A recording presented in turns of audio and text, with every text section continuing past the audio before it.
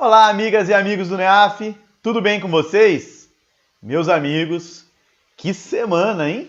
Dava para montar, organizar uns 2, 3 top atualidades. Mas, como é tradição, nós trabalhamos 5 fatos, né? O top 5 da semana. Vamos ver o nosso mural de notícias?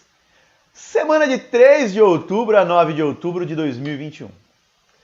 Nobel da Paz 2021 vai para os jornalistas Maria Ressa e Dmitry Muratov, por defesa da liberdade de expressão. Em decisão histórica, OMS libera vacinação ampla contra a malária em regiões com alta transmissão. Sou obrigado a vetar, diz Bolsonaro sobre distribuição de absorventes. WhatsApp, Facebook e Instagram sofrem queda generalizada no mundo todo por mais de 6 horas. Pandora Papers, o que o mega vazamento revela sobre riqueza e negócios secretos de líderes mundiais.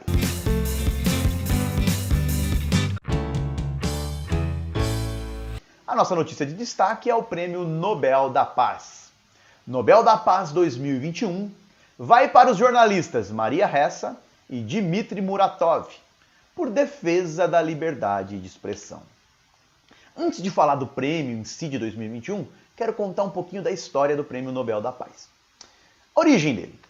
O Prêmio Nobel da Paz está associado a um testamento deixado por Alfred Nobel. Quem foi Alfred Nobel? Você vai buscar na literatura, na história, você vai encontrar referências de que ele foi o cara que inventou ou, pelo menos, popularizou a dinamite.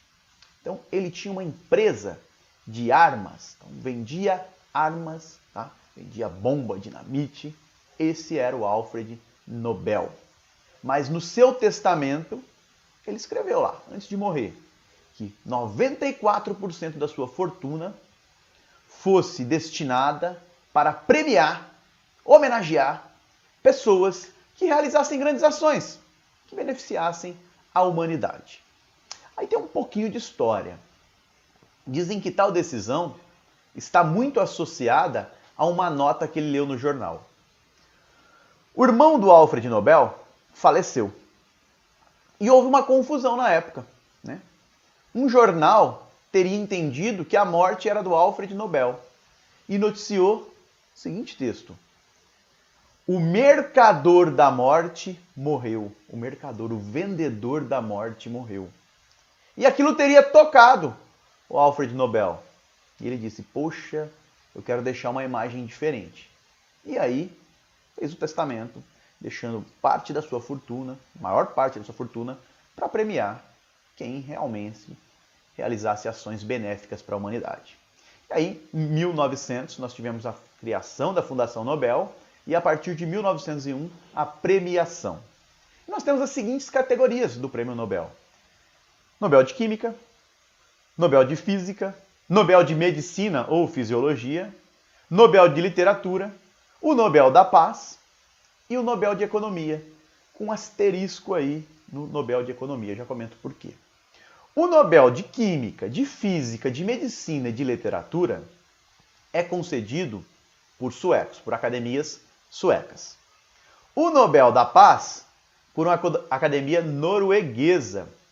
Reza a lenda que tal fato está associado, né, pela Noruega não ter ali forças militares na época. Então, daí a ideia. A Noruega não tinha essas forças militares, então o Nobel da Paz seria concedido pela essa academia norueguesa. O Prêmio Nobel de Economia não existia, tá? Lá na origem. Ele foi criado nos anos 60. E o recurso para premiar o Prêmio Nobel de Economia não vem dessa fortuna, dessa Fundação Nobel. Ele é pago por um banco sueco. Beleza? Esse é o contexto do Prêmio Nobel. Agora vamos para o Prêmio Nobel da Paz de 2021, que é o nosso destaque. Então, 2 jornalistas. Esse é um fato para você anotar pensando em prova. Quem venceu o Nobel de 2021 foram jornalistas Maria Ressa e Dmitry Muratov. Maria Ressa é filipina, tá? Uma jornalista das Filipinas. Dmitry Muratov, um jornalista russo. Qual o motivo deles ganharem o prêmio, Márcio? O que eles fizeram?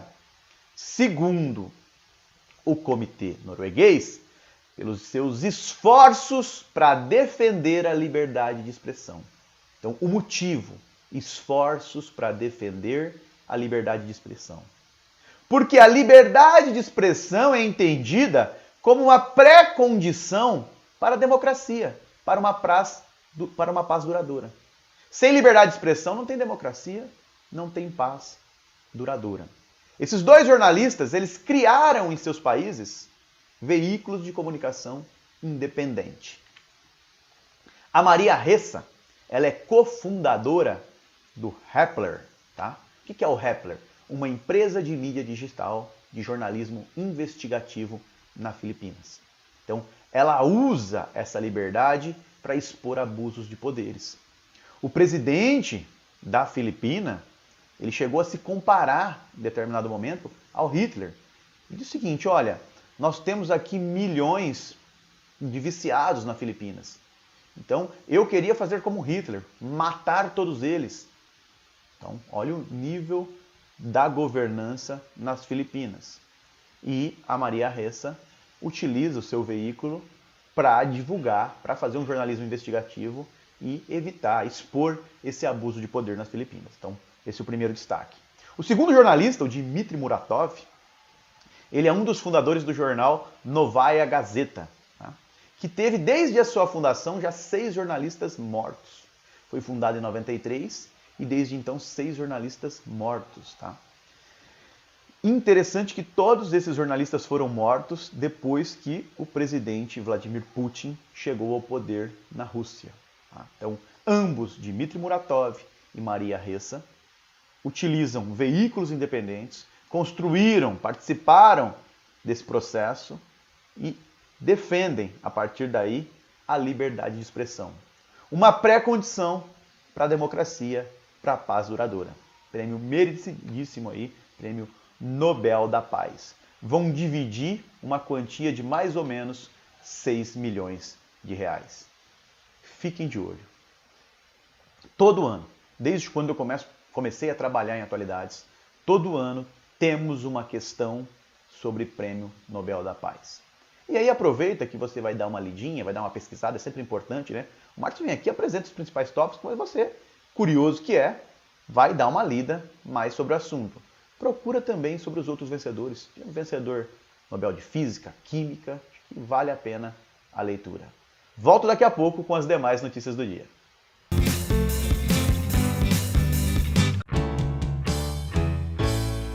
Pessoal, dando sequência ao Top Atualidades, trago a seguinte notícia. Em decisão histórica, OMS libera vacinação ampla contra a malária em regiões com alta transmissão. Então, chama a atenção que tivemos um fato inédito. Até então, não existia um reconhecimento, uma recomendação da OMS, Organização Mundial da Saúde, para vacinação ampla contra a malária. E agora, em 2021, então um fato inédito, a OMS recomenda a vacinação ampla contra a malária. 2 pontos precisam ser considerados. Ela enfatiza que, especialmente, essa recomendação é para crianças e residentes em regiões com alta transmissão, como a África subsaariana. Para vocês terem uma ideia, por ano, 500 mil pessoas morrem por malária. Na África subsaariana, a malária é o principal meio de adoecimento e morte de crianças. São 260 mil crianças africanas com menos de 5 anos morrendo por malária anualmente. A avaliação, aí 30 anos de pesquisa, de estudo, a OMS avalia que a vacinação teve um alto impacto, né? Redução significativa de 30% nos casos de malária grave e mortal. O nome da vacina, o nome comercial dela, Mosquirix, em mosquito quando falar de malária, o nome da vacina Mosquirix. Então, uma notícia que nos enche de esperança.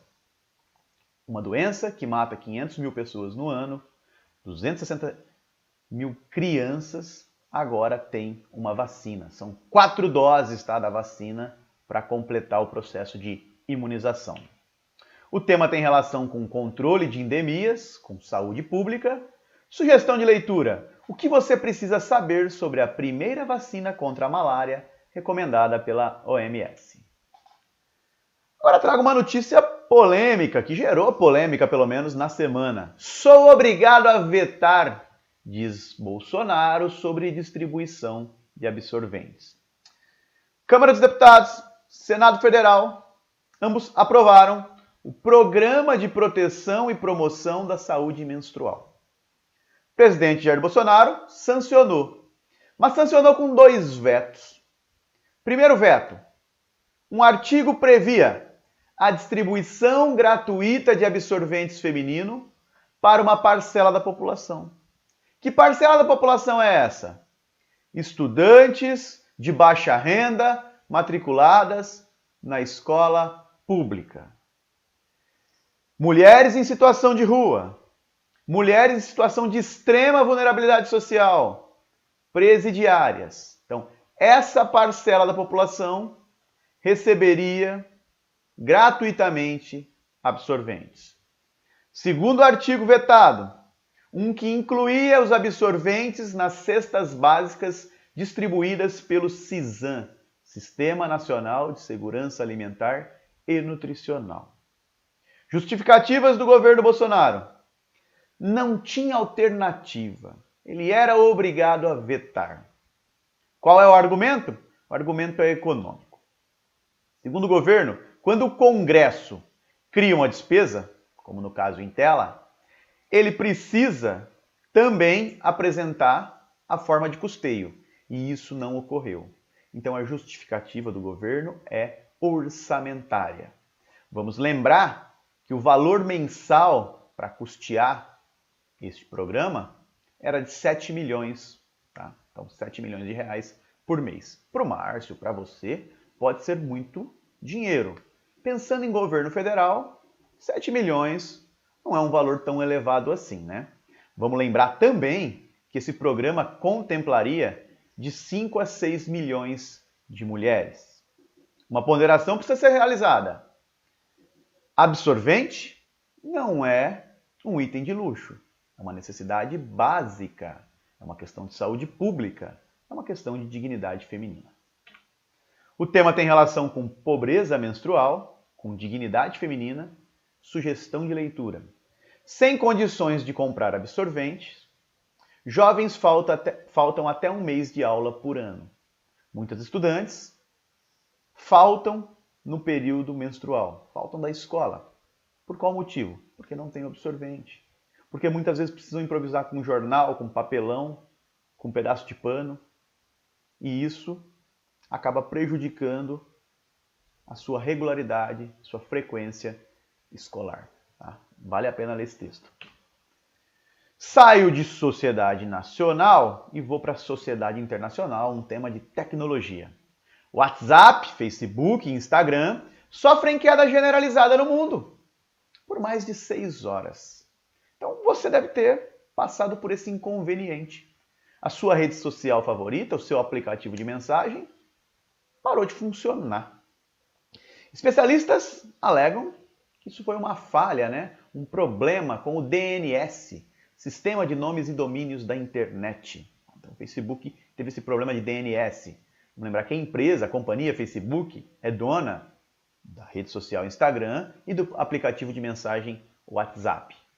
Com essa parada, com essa queda generalizada, alguns prejuízos econômicos foram registrados.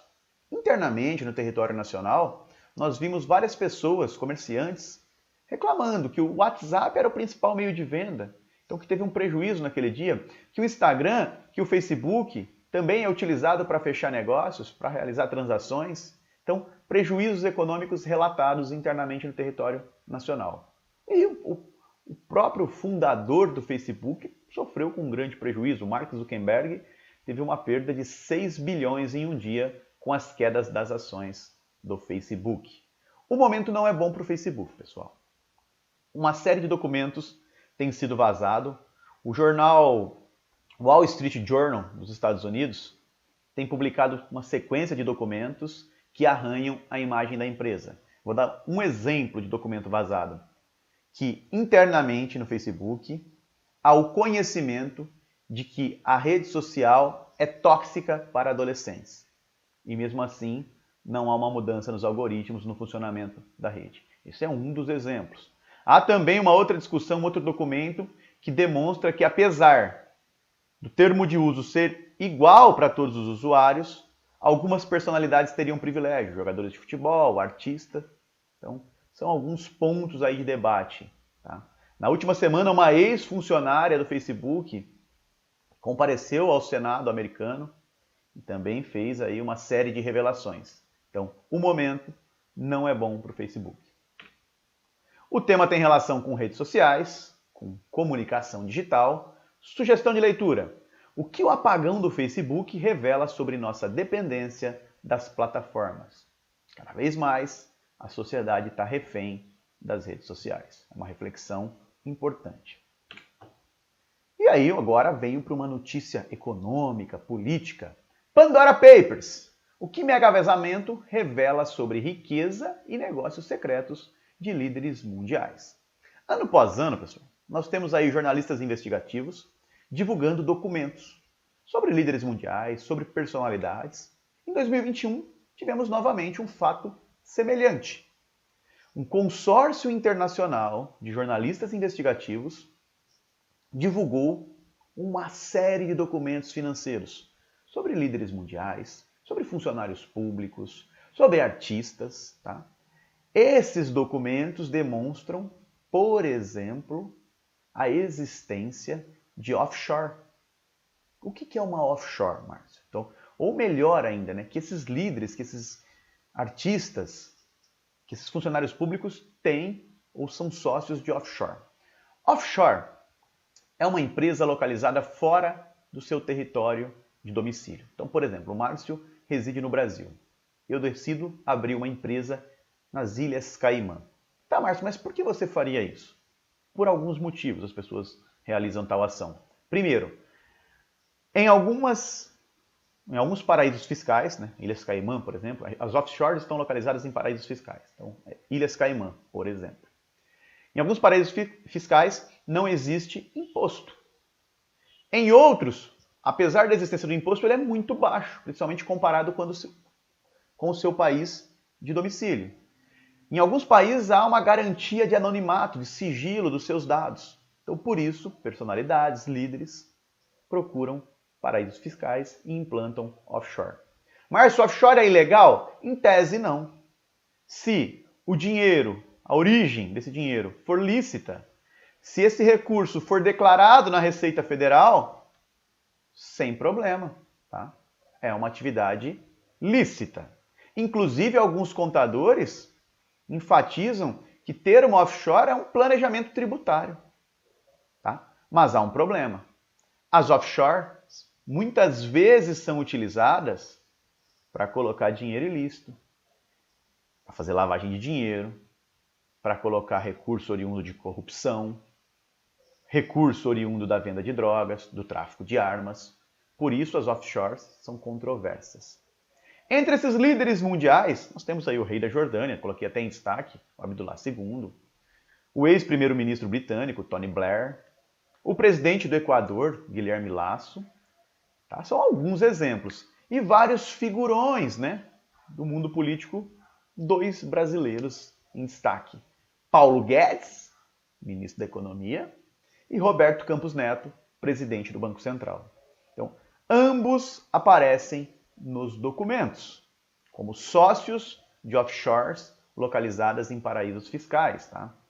Então, Paulo Guedes, por exemplo, ele teria uma offshore, ele é sócio de uma offshore, nas Ilhas Virgens Britânicas. Ambos afirmam que os negócios são legais, estão declarados. Só há um porém.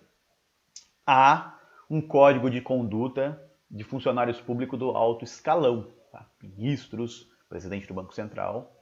E essas pessoas do alto escalão, um dos artigos lista que eles não podem ter investimentos que possam ser afetados pela sua atividade no executivo, tá? No governo. Então a pergunta, a interrogação do momento é a seguinte. O cargo ocupado pelo Paulo Guedes, por exemplo, não gera conflito de interesse com esses investimentos que ele possui? Não teria o Paulo Guedes informações privilegiadas e isso geraria conflito de interesse? Essa é a discussão do momento. Devemos ter algumas apurações, alguns pedidos de investigação já surgem no Brasil, o Senado está de olho, parece que vai chamar o Paulo Guedes para uma conversa. Tá? Então, vamos ficar atentos nos desdobramentos do Pandora Papers. O tema tem relação com offshore, com paraíso fiscal, sugestão de leitura. O que são os Pandora Papers? As chaves para entender a investigação. Eu volto daqui a pouco com o desafio da semana.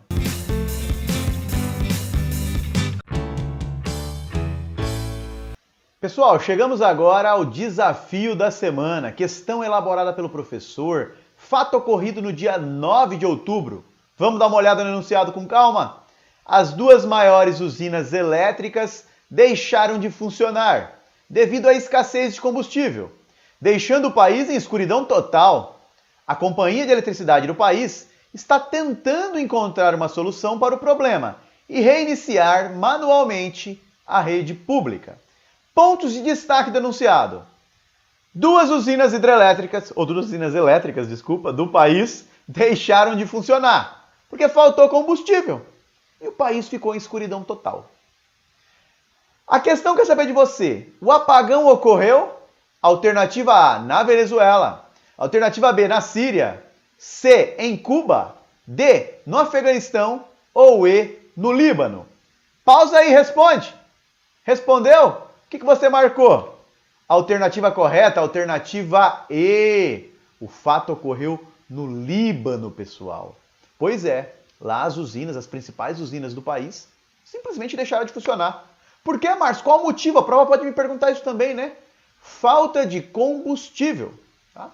São movidas a óleo diesel, faltou combustível, deixaram de funcionar e o país ficou na escuridão. O Líbano tem passado por problemas econômicos, tá? Nos últimos anos. Temos a pandemia, um fator representativo, uma explosão devastadora em 2020 no porto da capital, em Beirute. Então, a situação do país, economicamente, não é das melhores. Falta gasolina para abastecer os carros, tá? O problema de combustível lá é sério, falta gasolina e diesel, por exemplo, para gerar energia elétrica. Em vários momentos do ano, ocorreram interrupções ou falhas, né, na geração de energia elétrica. Como é que você vai lembrar? Pega a letra L. L de Líbano, L de luz. O Líbano ficou sem luz. Tranquilo?